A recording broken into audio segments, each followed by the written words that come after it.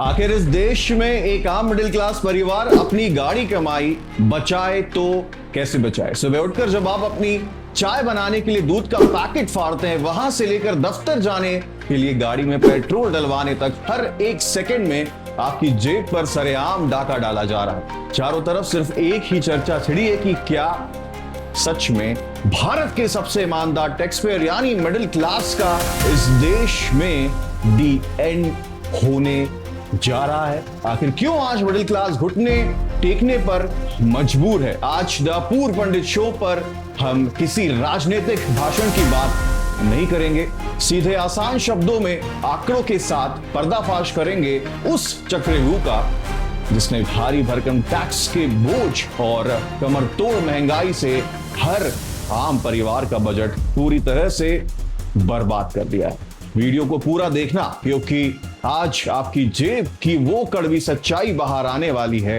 जिसे देखकर हो सकता है कि आपकी भी रूह कांप जाए। जरा ठंडे दिमाग से सोचिए भाई साहब, एक मिडिल क्लास आदमी जब सुबह सोकर उठता है तो टूथपेस्ट से लेकर चाय पत्ती तक हर चीज पर भारी भरकम जीएसटी भरता है।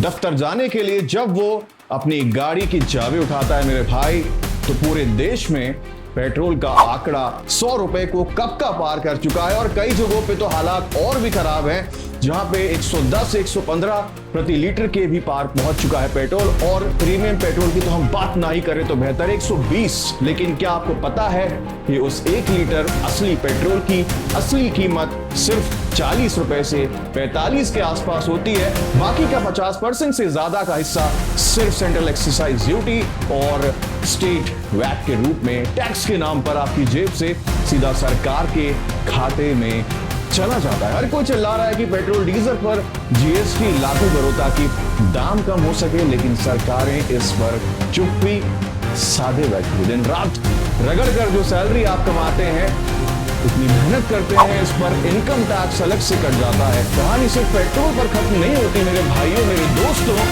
हमारे इस देश में टैक्स का पूरा सिस्टम कितना क्रूर हो चुका है, इसका अंदाजा आप इस बात से लगा लीजिए कि जब एक मिडिल क्लास परिवार अपने बच्चों को थोड़ा सा खुश करने के लिए भी थिएटर में फिल्म दिखाने लेके जाता है, तो वहां मिलने वाला मामूली सा पॉपकॉर्न पर भी अलग अलग स्लैब में भारी भरकम टैक्स वसूल लिया जाता है। और सबसे कड़वा सच पता है क्या है? पूरे भारत देश में मात्र मुट्ठी भर लोग यानी सिर्फ 2 से 3% जनता ही ऐसी है जो पूरी ईमानदारी से डायरेक्ट टैक्स का पूरा बोझ अपनी कमजोर होती छाती पर उठा रही। देश का ये मुट्ठी भर मिडिल क्लास कमाऊ तबका अपनी कमाई का एक बहुत बड़ा हिस्सा, लगभग 30% तक सिर्फ टैक्स के नाम पर सरकार की झोली में डाल देता है।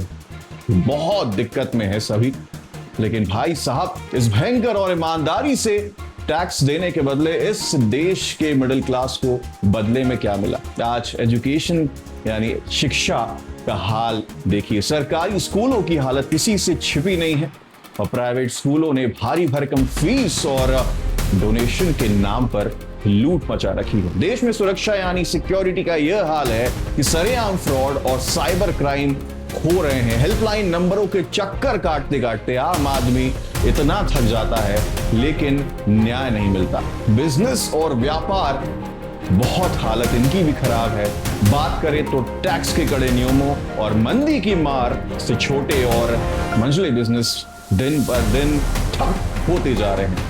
हर कोई सिर्फ स्ट्रगल कर रहा है। जब बीमार पड़ो तो प्राइवेट अस्पताल का लाखों का बिल, और बच्चों को पढ़ाना हो तो प्राइवेट स्कूल की कमर तोड़ फीस। लोन ऐप्स और क्रेडिट कार्ड के जाल में फंसकर मिडिल क्लास आज सिर्फ किश्ते मतलब ईएमआई इक्वेटेड मंथली इंस्टॉलमेंट भरने की मशीन बनकर रह गया। तो दोस्तों, ये कोई सामान्य महंगाई नहीं है, ये देश के मिडिल क्लास परिवारों को धीरे धीरे खत्म करने का वाला एक सोचा समझा आर्थिक चक्रव्यूह है, जिसका शिकार हर घर हो रहा है। आपको क्या लगता है, क्या पेट्रोल डीजल को तुरंत जीएसटी के दायरे में लाना चाहिए?